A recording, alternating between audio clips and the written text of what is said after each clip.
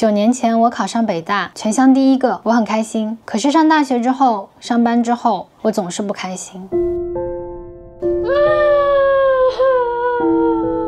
甚至裸辞之后，我还是会不开心。到底为什么？最近半年，我终于弄清楚是怎么回事了。不开心很正常啦，不要想太多。可是我很想知道，我为什么不开心？为什么情绪波动大？从小到大，很多人指责我情绪化，却没人关心我为什么这样。我长大了，我来关心我自己。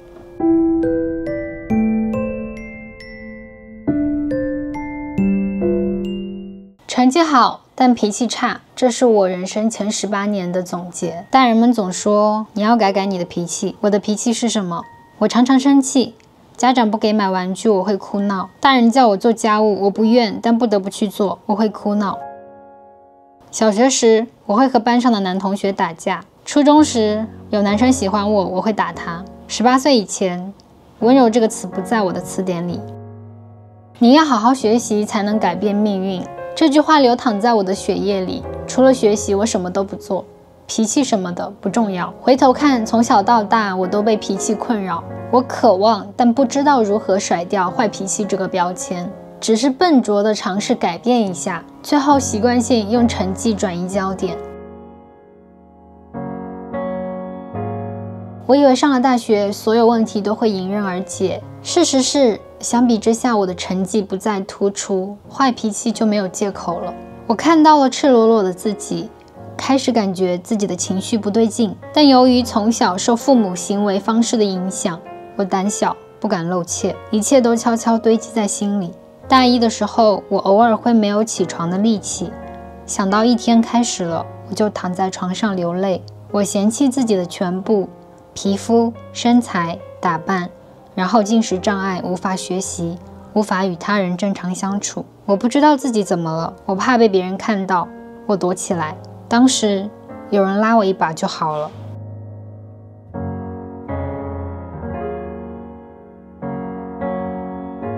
高敏感、情绪化、缺乏安全感，这样的我曾经在亲密关系中痛苦不堪。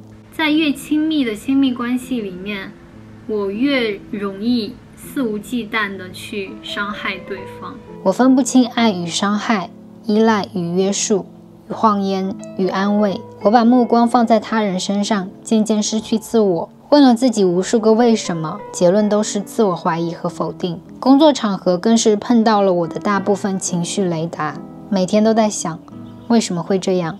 我该怎么办呢？最后带着不少问题和怨气裸辞。那些裸辞前没想通的情绪问题，裸辞后依然在。裸辞前想要以此为生的兴趣爱好，裸辞后有段时间变得索然无味。我告诉自己，我需要休息。休息之后，焦虑慢慢消失了。没过多久，同样的焦虑又会重来。我到底想做什么？这个问题带来的焦虑追了我半年，我不愿意面对和思考。去年9月，无所事事的焦虑和家人相处的矛盾，自由职业的困扰，几乎让我崩溃。在那个时间点上，暂停实验室邀请我体验他们的练习。我当时真的很想快点找到新的目标方向，就选了有效努力练习。我在9月的日本旅行途中练了10几天，然后11月我就开始去星巴克兼职，自媒体的创作规律起来，和家人的相处也慢慢好起来。回想过去，我应该内化了之前练习的一些方法论，尤其压力应对模块的练习，让我理解了压力状态下大脑和身体的本能反应。焦虑是正常的，练习中应对焦虑的调节方法，每次用都很有帮助。除了焦虑，我还有一些不可名状的情绪，不知道该怎么处理。从大学开始，我慢慢意识到自己有情绪问题，开始问我怎么了，这个问题，慢慢的向内心探索。所以我大致记得每一个阶段我的情绪状态。我所做的努力包括不与他人比较，不被嫉妒吞噬，设立自己的标准，不去感受同辈压力，努力做喜欢的事情等等。多年以后，当我以为我情绪足够稳定，可以以同样的温柔反馈给陈老师时，我又会控制不住对他发火。下一秒我就会意识到这不对，我不应该这样做，我怎么又这样？再这样下去会分手吧？陷入最消极的想法中去。当我以为我情绪足够稳定，可以应对家人们的质疑时，我失望地哭着拉黑所有人。当我以为我可以坚持做大厂的工作时，协作方的每一个反馈都让我陷入长时间的内耗和自我怀疑。偶尔看到有老朋友评论说，近来小蝶的情绪稳定了很多，这么多年我肯定比当初要平静很多，但是只有我自己看得到，还有许多不稳定的地方。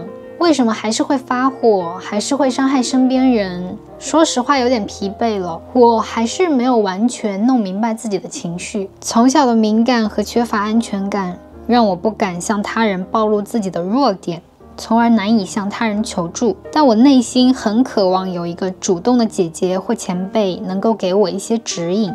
很感谢陈老师来到我身边，让我依赖，给我安全感，但他的包容始终是外力。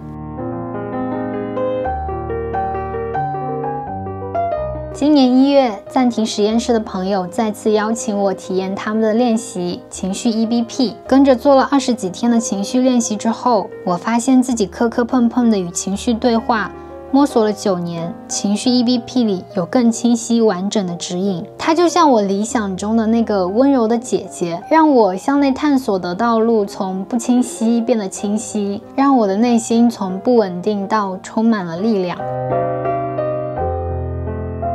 情绪 EBP 教我去感知、识别、理解和调节情绪。如果我早点去理解这些情绪背后的信号，我的生活也许可以更早发生转变，而不必等9年。如果走神了，也没关系，让注意力重新回到呼吸上来就好。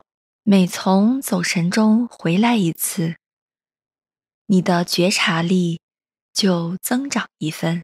感知和识别当下的情绪，有助于缓解痛苦，重拾掌控感。回头去看，大人们把我的情绪称为脾气差，我也就一直这么去看待。脾气成了我掌控不了却一直困扰我的东西。现在我会更敏锐地察觉当下的情绪，用更准确和细腻的词去描述，而不会把所有的情绪统称为脾气差。会发现，原来我有这种感受和情绪。那接下来我会更有信心去应对它了。情绪的产生会受许多因素的共同影响，在理解自己的情绪来源时，可以考虑这些线索：情绪本身、情绪发生前的事、对事件的想法解读、过去相关的回忆。我有时候会被困在童年。有个阿姨曾经跟我说，小蝶，你太自私了。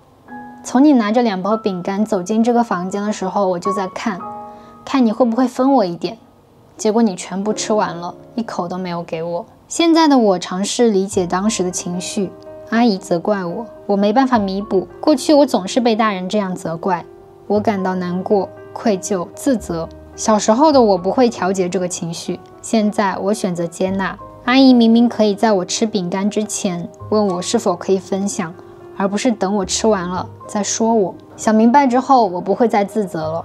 我觉得这个才是完整的，把回忆当中的这一块补全了，我觉得才是完整的。不能因为我长大之后我考了一个名牌大学，我就把过去10几年的成长全部都美化，就觉得这10几年所有的事情我都做对了，每一步我都走对了，我才能考上名牌大学。不是的，有很多事情都是错的，都是不应该的。原来我不是脾气差，我只是不知道自己怎么了，不知道怎么表达情绪。这也是我小时候在和大人的互动当中学到的行为习惯。我应对情绪的方法是小时候在家里学的，印象中经常被爸妈打，经常委屈的大哭，会和他们冷战，赌气不吃饭等等。虽然每次到最后都会跟他们和好，但是每一次的情绪都慢慢的积累在心里，我就变得越来越敏感，越来越没有安全感。情绪 EBP 里讲到情绪调节有2类技术，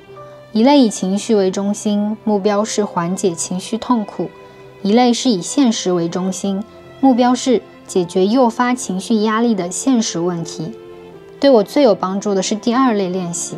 当我再忍不住对陈老师发火的时候，我慢慢练习着不去想那一连串消极的东西，而是去想我现在在处理工作消息有点多，我担心处理不完，所以我有点急躁。陈老师这个时候跟我说话，我可能会生气，那我先喝口水吧，然后我要跟他说，对不起，我在处理工作，等下再跟你说。不去走内耗的路，整理好眼下的情况，多练习几次，就会记住这条新的路。合作伙伴给我发消息的时候，我学着不去把针对工作的反馈上升到针对我个人的批评，避免自我怀疑，避免情绪化发言影响合作。他会告诉我建立健康的人际沟通的心理学原理，通过练习带着我一步步做到，慢慢提升对人际交往中不适感的耐受程度，不再因为脑海中焦虑或害怕的想法一味迁就别人而压抑自我，也不会因为愤怒而用攻击性语言让冲突升级，而是可以做到既友善又坚定与他人沟通自己的诉求。在情绪 EBP 中，通过20几天的练习，可以形成新的反应模式和沟通习惯，在之后的每一天都可以反复练习，以正确的方式去应对情绪，照顾自己。它给我带来的是未来长期的情绪向导。如果我卡在情绪的哪一步上了，就去看看它的指引，再抛弃旧道，练习新的路径。那我出发了。它不只是温柔的倾听我，更是帮我通过练习成为自己期待的强大的又温柔的人。如果你也曾处在与我相似的困扰中，希望你也可以认识情绪 EBP 这个温柔的姐姐、朋友或老师。它是一套在线练习系统，你可以在里面认识自己的情绪，并通过练习去应对情绪，形成正确健康的情绪习惯。它带给人的改变不只是在训练营练习的20几天，积累了20几年的情绪问题不会全部被解决，但我知道我的情绪在慢慢变稳定，这是一个很重要的信号，且未来可期。当我有了更强的情绪调节能力后，各方面都会受到积极影响。希望我们都能在情绪方面更自由，更有力量，让生活和工作更轻松。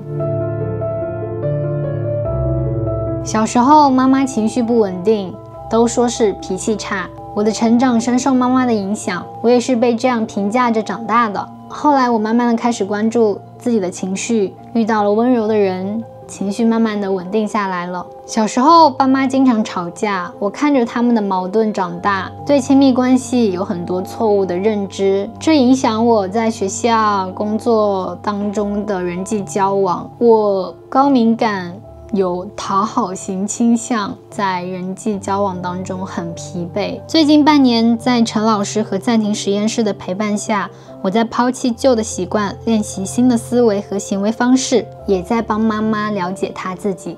和陈老师的关系越来越稳定，一切都在越来越好。新的一年要多跳出舒适圈，多与人交往。如果你觉得自己一直以来都容易被情绪困扰，我会推荐你试试情绪 EBP， 它针对情绪问题，系统建立你的情绪能力。如果你此刻焦虑的是一件很具体的事，想实现一个有点难的目标，比如备考、重大项目考核等，可以试试有效努力。它包括部分抗压能力训练，重点是促进你的目标实现。希望你找到适合自己的能力训练方式。暂停实验室每月开一期，最新一期这几天就要报名截止啦。在置顶评论可以找到优惠链接和报名入口，也可以搜索公众号暂停实验室，回复小蝶领取专属优惠，报名立减100。